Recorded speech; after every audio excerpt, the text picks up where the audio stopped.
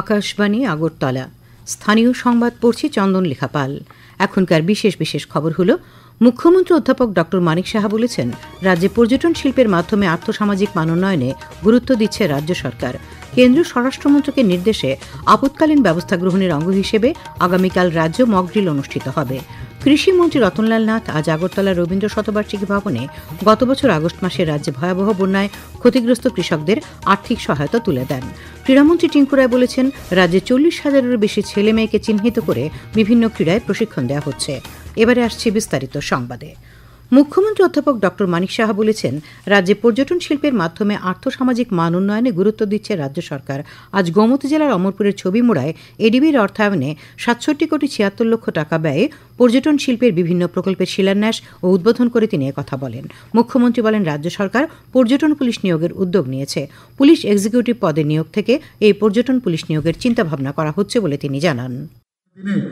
এটাও আমরা ভাবনার চিন্তায় আছে যে বাইরের থেকে বা বিদেশ থেকে যখন মানুষ আসবে এখানে ট্যুরিজম পুলিশ সেটা আমরা দিতে পারি কিনা, আমরা সেই জিনিসটা আমাদের মাথার মধ্যে আছে। এবং আমাদের কিছুদিনের মধ্যেই আমাদের স্পেশাল এক্সিকিউটিভ আমরা তৈরি করছি। সেই স্পেশাল এক্সিকিউটিভকে সেইভাবে ইউজ করা যায় কিনা তার চিন্তা ভাবনা আমাদের আছে। মানুষ নিরাপত্তা চায়, শান্তিতে থাকতে চায়, এবং যেভাবে অমরপুরে এত উন্নয়ন হচ্ছে এবং আগামী দিন এগুলো নিয়েই আমাদের কাজের মাধ্যমে মানুষের কাছে যাবে। ছবিমুড়ার অনুষ্ঠানে উপস্থিত ছিলেন পর্যটন মন্ত্রী সুশান্ত চৌধুরী, বিধায়ক রঞ্জিত দাস সহ অন্যান্যরা। পর্যটন মন্ত্রী বলেন, রাজ্যে পর্যটকের সংখ্যা বাড়ছে। রাজ্যের পর্যটনকে বিশ্ব মানচিত্রে নিয়ে যেতে নানা উদ্যোগ নিয়েছে সরকার। তিনি বলেন, রাজ্য সরকার eco tourism, spiritual tourism, water tourism, cultural tourism ইত্যাদির উপর গুরুত্ব দিয়েছে। তার আগে মুখ্যমন্ত্রী অমরপুরের থাকছড়ায় মহিলা পরিচালিত থাকছড়া গ্রাম পঞ্চায়েতের নতুন পাকা বাড়ির উদ্বোধন করেন। অমরপুর চণ্ডীবাড়ি মাঠে আয়োজিত অনুষ্ঠানে মুখ্যমন্ত্রী আজ 25টি প্রকল্পের শিলান্যাস করেন। অনুষ্ঠানে মুখ্যমন্ত্রী বলেন, রাজ্যে স্বাস্থ্য পরিষেবার ক্ষেত্রে হাব গড়ে তুলতে সরকার আগ্রহী। কেন্দ্রীয় স্বরাষ্ট্র সচিব গোবিন্দ মোহন আগামীকাল অনুষ্ঠেয় সিভিল ডিফেন্স মকড্রিল নিয়ে বিভিন্ন রাজ্যের মুখ্য সচিবদের সঙ্গে আজ বৈঠক করেন।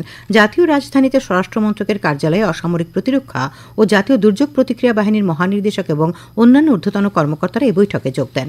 উল্লেখ্য, গতকাল কেন্দ্র, রাজ্য এবং কেন্দ্রশাসিত অঞ্চলগুলিকে নাগরিক প্রতিরক্ষা প্রস্তুতি মূল্যায়নের জন্য মকড্রিল পরিচালনা করার কথা জানায়। স্বরাষ্ট্রমন্ত্রক দেশের 244টি শ্রেণীবদ্ধ সিভিল ডিফেন্স জেলা জুড়ে সিভিল ডিফেন্স মহড়া আয়োজনের সিদ্ধান্ত নিয়েছে। গ্রাম স্তর পর্যন্ত এই মহড়া করা হবে। মকড্রিলের প্রাথমিক উদ্দেশ্য হল বিমান হামলা সতর্কতা ব্যবস্থার কার্যকারিতা মূল্যায়ন করা, ভারতীয় বিমান বাহিনীর সঙ্গে হটলাইন বা রেডিও যোগাযোগ লিঙ্কের কার্যকারিতা পরীক্ষা করা এবং নিয়ন্ত্রণ কক্ষের কার্যকারিতা পরীক্ষা করা। এই মহড়ায় অসামরিক নাগরিক এবং শিক্ষার্থীদের আক্রমণের ক্ষেত্রে নিজেদের রক্ষা করার জন্য অসামরিক প্রতিরক্ষার দিকগুলি সম্পর্কে প্রশিক্ষণ দেওয়া হবে। কেন্দ্রীয় স্বরাষ্ট্রমন্ত্রকের নির্দেশে আপৎকালীন ব্যবস্থা গ্রহণ সংক্রান্ত মহড়ার নির্দেশের পরিপ্রেক্ষিতে আজ সচিবালয়ে মুখ্য সচিবের পৌরোহিত্যে উচ্চ পর্যায়ের বৈঠক হয়। বৈঠকে রাজস্ব দপ্তরের সচিব, রাজ্য পুলিশের ইন্টেলিজেন্স মহানির্দেশক, অসামরিক প্রতিরক্ষা দপ্তরের পদস্থ আধিকারিক সহ অন্যান্যরা উপস্থিত ছিলেন। বৈঠকে সিদ্ধান্ত নেওয়া হয়, আগামীকাল বিকেল 4টে state emergency operation centre Agartala এবং 8টি জেলার ইমার্জেন্সি অপারেশন সেন্টার থেকে একই সঙ্গে সাইরেন বাজানো হবে। 2 মিনিট সাইরেন বাজবে। ইমার্জেন্সি অপারেশন সেন্টারের পাশাপাশি বিভিন্ন ঝুঁকিপূর্ণ এলাকাতে সাইরেন বাজানো হবে। এর মধ্যে শহরাঞ্চল, গুরুত্বপূর্ণ স্থাপনা, সীমান্ত এলাকা, জনবহুল এলাকা, বাজার, টেলিকমিউনিকেশন প্রতিষ্ঠান, হাসপাতাল, রেললাইন, বিদ্যুৎ কেন্দ্র, সেতু, বিমানবন্দর ইত্যাদি এলাকায় সাইরেন বাজানোর সঙ্গে সঙ্গে জনসাধারণকে নিরাপদ জায়গায় নিয়ে যাওয়া হবে।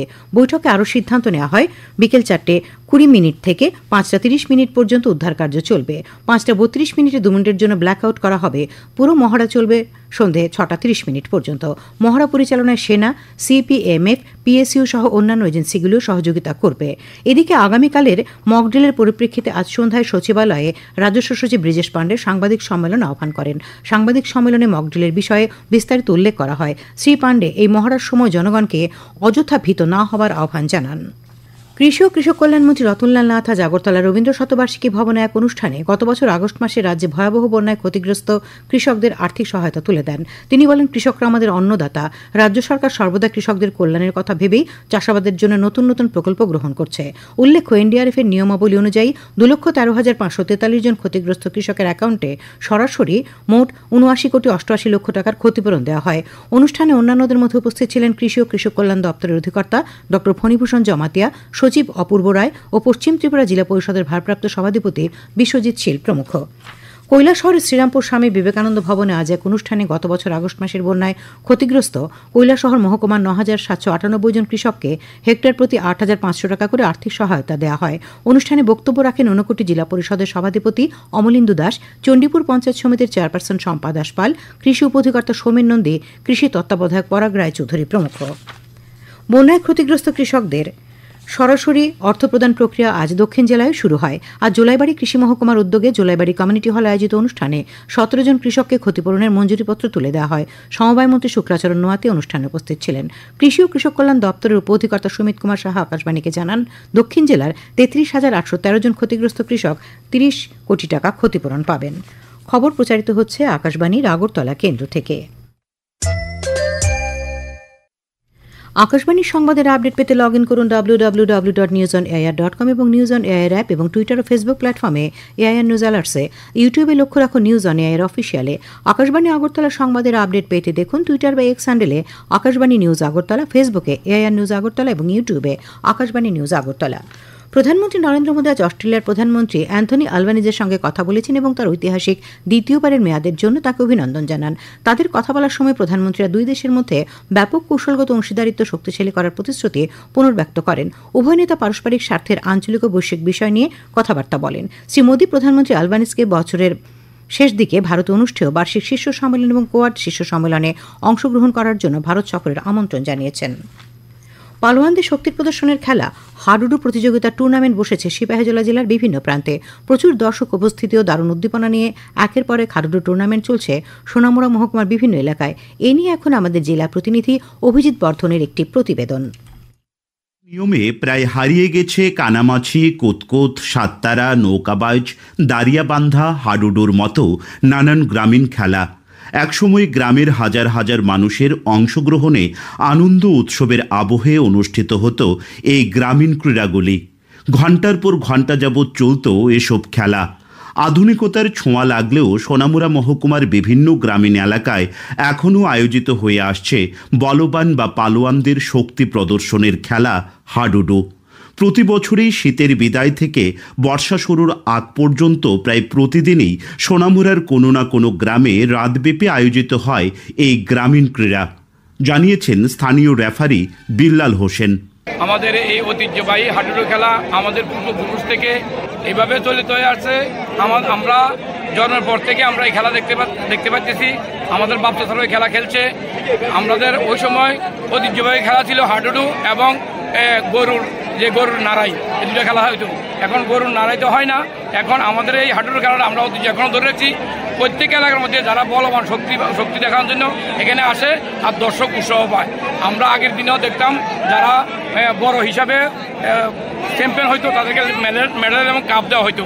বিশেষ করে এখন বর্তমান সমাজের ইয়ং জেনারেশন লোকগুলা মাদক দ্রব্যের মধ্যে আসক্ত হয়ে যাচ্ছে।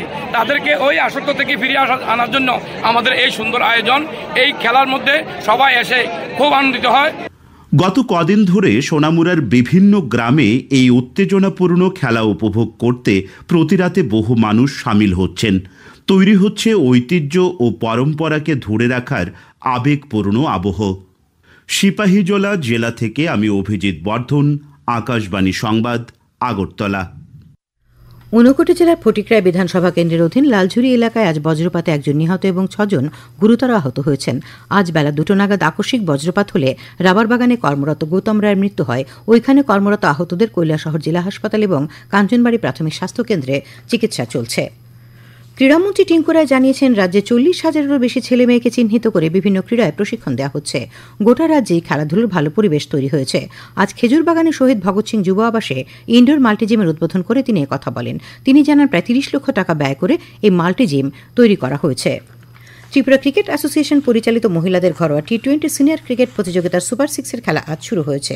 এমবিবি স্টেডিয়ামে অনুষ্ঠিত খেলায় ব্লাডমাউথ ক্লাব 136 রানে চাম্পামোড়া কোচিং সেন্টারকে হারিয়ে দেয়। একই মাঠে এগিয়ে চলা সংঘ মোচা ক্লাবের দ্বিতীয় খেলাটি বৃষ্টিতে পরিত্যক্ত হয়। শেষ করার আগে খবরের বিশেষ বিশেষ অংশগুলি আরেকবার। মুখ্যমন্ত্রী অধ্যাপক ডক্টর মানিক সাহা বলেছেন, রাজ্যে পর্যটন শিল্পের মাধ্যমে আর্থসামাজিক মান উন্নয়নে গুরুত্ব দিচ্ছে রাজ্য সরকার। কেন্দ্রীয় স্বরাষ্ট্র মন্ত্রকের নির্দেশে আপৎকালীন ব্যবস্থা গ্রহণের অঙ্গ হিসেবে আগামীকাল রাজ্যেও মকড্রিল অনুষ্ঠিত হবে। কৃষি ও কৃষক কল্যাণমন্ত্রী রতনলাল নাথ আজ আগরতলা রবীন্দ্র শতবার্ষিকী ভবনে গত বছর আগস্ট মাসে রাজ্যে ভয়াবহ বন্যায় ক্ষতিগ্রস্ত কৃষকদের আর্থিক সহায়তা তুলে দেন। ক্রীড়ামন্ত্রী টিঙ্কু রায় বলেছেন, রাজ্যে 40,000-এরও বেশি ছেলে মেয়েকে চিহ্নিত করে বিভিন্ন ক্রীড়ার প্রশিক্ষণ দেওয়া হচ্ছে। স্থানীয় সংবাদ আজকের মতো এখানেই শেষ হলো। পরবর্তী বাংলা স্থানীয় সংবাদ শুনতে পাবেন আগামীকাল সকাল 7:35 মিনিটে।